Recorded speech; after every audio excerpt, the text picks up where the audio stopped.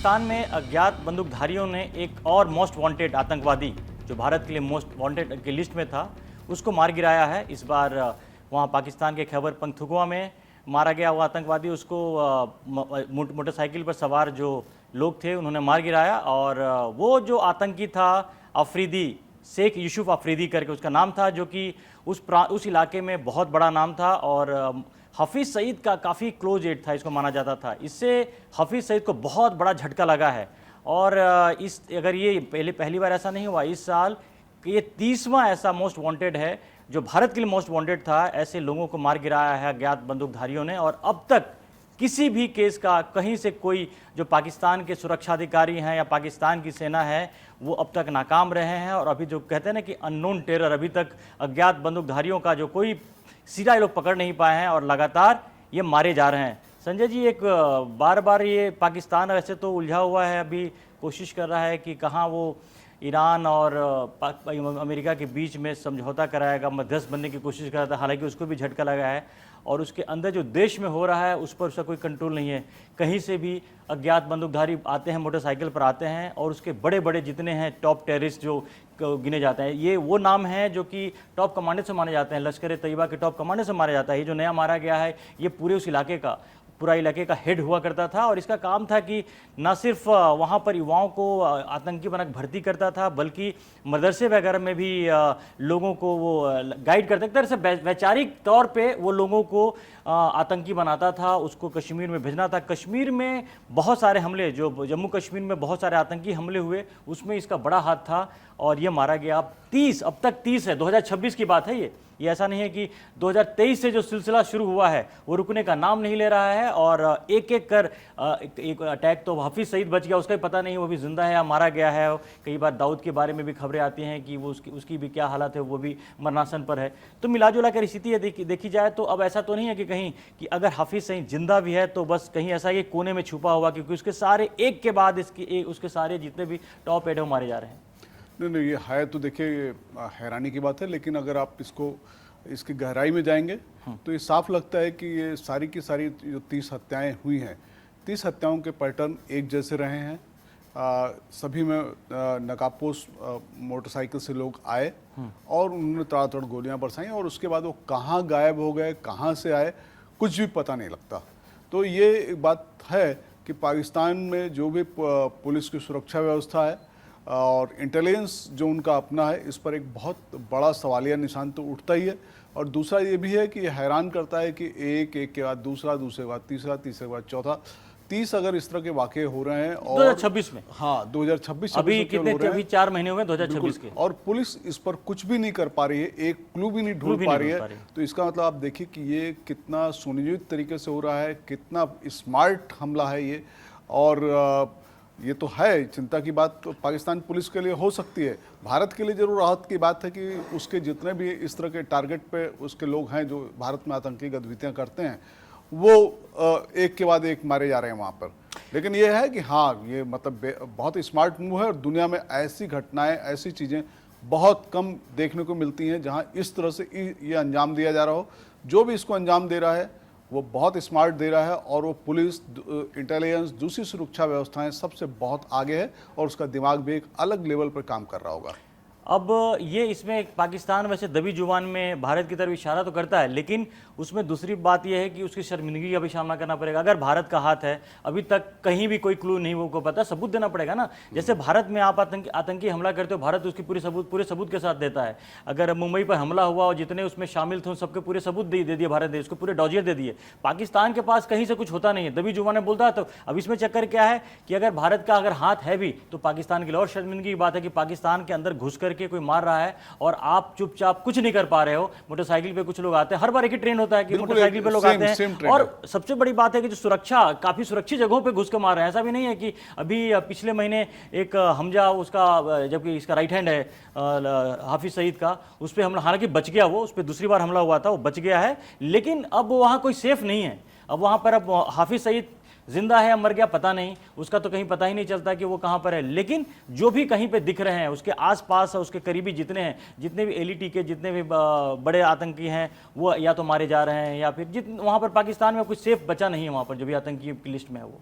नहीं, सही बात है। देखिए, इससे एक चीज़ तो भारत के लिए अच्छी है कि पाकिस्तान में जितने भी आतंकी हैं या आतंकवादी संरचना है, उनके बीच में एक डर जा रहा है, और डर जाने से ये हो रहा है कि ये सारी चीज़ें अपने आप इनमें कुछ तो लगाम लगेगी ही लगेगी। तो क्योंकि सबको मालूम है कि ये जो मारे जा रहे हैं वो लोग बहुत ही मतलब आम लोग नहीं हैं, बड़े मतलब एक मिशन पे चल रहे हैं, साधारण किस्म के लोग नहीं हैं। ये वो लोग हैं जो जिनको आतंकवादी कहना चाहिए, जिनके हाथ खून से रंगे आतंकवादी है, मोस्ट वांटेड है, जिनके हाथ खून से रंगे हुए हैं। और केवल यही नहीं, वो पाकिस्तान में भी युवाओं को गुमराह कर रहे हैं, और पाकिस्तान में युवाओं को गुमराह करके भारत में तमाम आतंकी गतिविधियों को बढ़ावा दे रहे हैं। तो ऐसे लोग अगर मारे जा रहे हैं, बिल्कुल इनसे कोई सहानुभूति नहीं है, ना होनी चाहिए। लेकिन ये बात सही है कि जिस तरह से इन्हें मारा जा रहा है, ये मैं तो यही कहूँगा कि ऐसा दुनिया में कहीं नहीं देखा गया है। ये पहली बार ऐसा हो रहा है, और इतना स्मार्ट है कि जो भी आदमी इसको कर रहा है पकड़ा नहीं जा रहा है। उसके दिमाग की दाद देनी चाहिए, उसकी योजना की दाद देनी चाहिए कि बड़ी खूबी के साथ वो ये चीज़ कर रहा है। और अगर कभी पता लगे या कुछ हो तो इस पर तो एक किताब भी लिखी जा सकती है कि ये एक पैटर्न था, जिस पैटर्न से पाकिस्तान में घुस करके लगातार आतंकवादियों को मारा गया, और कोई क्लू कहीं नहीं मिलता। आप किताब लिखने की बात करें, इस पर तो 2 बड़ी मूवी बन गई है, जिसको लेकर वैसे ही पाकिस्तान में हड़कंप मचा हुआ है। जो धुरंधर मूवी बनी है, उसमें जिस तरह की कहानियां हैं वो काफ़ी हद तक इशारा करती हैं कि जो पहले भी जो हमले हुए उसमें किस तरह से उसको निपटाया गया इन आतंकियों को। और उस ऐसे भी उस मूवी के आने के बाद पाकिस्तान में हड़कंप है, क्योंकि उसमें ऐसे ऐसे लोगों को मतलब दिखाया गया है। अब है तो फिल्म तो काल्पनिक है, लेकिन जिस तरह से कनेक्शन बनाया गया है उससे उसको पाकिस्तान के लोग डरे हैं, उनको सच लगने लगा है। फिल्म देख करके और भी डर गए हैं। इसके बाद ऐसा हुआ है कि जैसे आपने बीच में सुना भी होगा कि जो कहीं भी कराची वगैरह में कोई अगर भिखारी भी रोड पर है, उसको भी सुरक्षा बल वाले पकड़ रहे थे, शक उनको सब पे हो रहा था। तो मिलाजुला की स्थिति है कि पाकिस्तान क्लूलेस तो है ही, यहाँ पर किसी भी तरह से अब तक एक भी मामले को डिकोड नहीं कर पाया, कहीं किसी को पकड़ नहीं पाया। हमलावर आता है, आसानी से मार के चला जाता है, कहाँ गायब हो जाता है उसको पता नहीं चलता। और ऐसे में तो फिर अब पाकिस्तान की जो सुरक्षा, ये कैसे बात करता है भारत से युद्ध लड़ने की, भारत पे हमले का प्लान करता है। किस तरह से पहलगाम में भी, पिछले साल पहलगाम में आतंकियों के कायरतापूर्ण हमला करवाया, लेकिन अपने यहाँ जो आतंकवादियों को छुपा कर रखा हुआ है, पाकिस्तान की सेना उनको सुरक्षा देती है, उनको ट्रेन करती है, और अब एक के बाद एक वो मारे जा रहे हैं। नहीं, सही बात है। और दूसरे ये तो देखिए, वो मारे जा रहे हैं, उनसे किसी को सहानुभूति नहीं है, और एक भी मासूम या निर्दोष आदमी वहाँ पे नहीं मारा जा रहा है, क्योंकि और पाकिस्तान इसीलिए इस पूरे मामले को उठा नहीं पा रहा है क्योंकि भारत के तमाम डोजियर्स में, भारत जो डोजियर्स देता रहा है उसमें इन सारे लोगों के नाम भारत की वांटेड लिस्ट में है। इनके डोजियर्स में यह है कि इन्होंने भारत में किस तरह से आतंकी गतिविधियों को प्रश्रय दिया है, उसको बढ़ावा दिया है, उसमें ये इन्वॉल्व रहे हैं।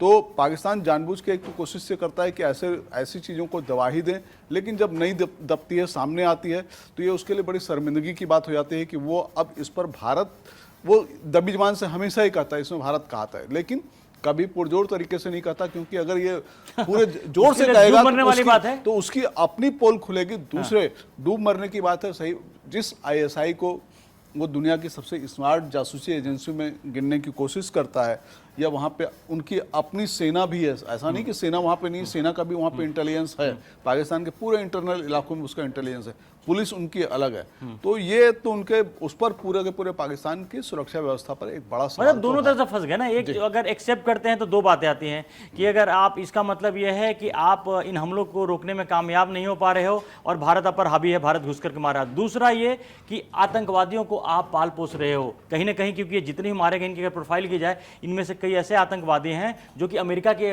मोस्ट वांटेड लिस्ट में भी रहे हैं। तो ऐसे में पाकिस्तान कैसे डिफेंड करेगा? दोनों तरफ से गया वो, तो अब ऐसे उसको लगता है कि इसमें चुपचाप रहने में भलाई है। जो पाकिस्तान की रहस्यमयी चुप्पी है वो अपने आप में उनको काफ़ी वो कर रहा है। लेकिन ये जो कहते हैं ना कि सीने पे जाकर के वो घोंपने वाली बात, और एक के बाद जिस तरह से, क्योंकि पाकिस्तान अभी भी ऐसा नहीं कि बाज आ गया है, अभी भी वो प्लानिंग कर रहा है, अभी भी वो भारत पे नजर गड़ाए हुए कि कहीं पे आतंकी हमला कर दे, इस तरह की चीजें हैं। और बाद में जब ऑपरेशन सिंदूर हुआ तो भारत ने साफ तौर पे कह दिया था कि अब भारत में किसी भी तरह का आतंकी हमला उसको हम युद्ध मानेंगे और आगे भी उसी तरह से कार्रवाई करेंगे। तो ऑपरेशन सिंदूर के बाद पाकिस्तान की सेना तो वैसे ही बिल्कुल बैकफुट पर है। उसके बाद इस तरह की लगातार जो कार्रवाइयां हो रही हैं, उसके बाद उसकी हालत और भी खराब हो रखी है।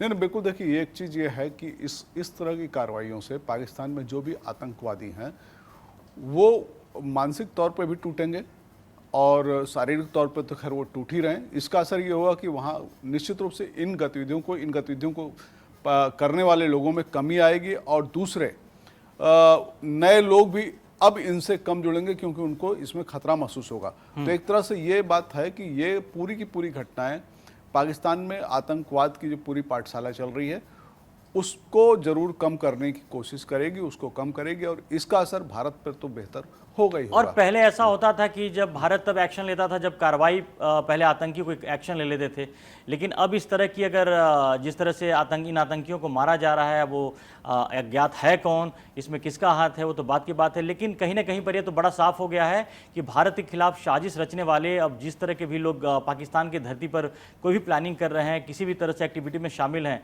अब वो सेफ नहीं है और अब उनका खात्मा इसी तरीके से होगा।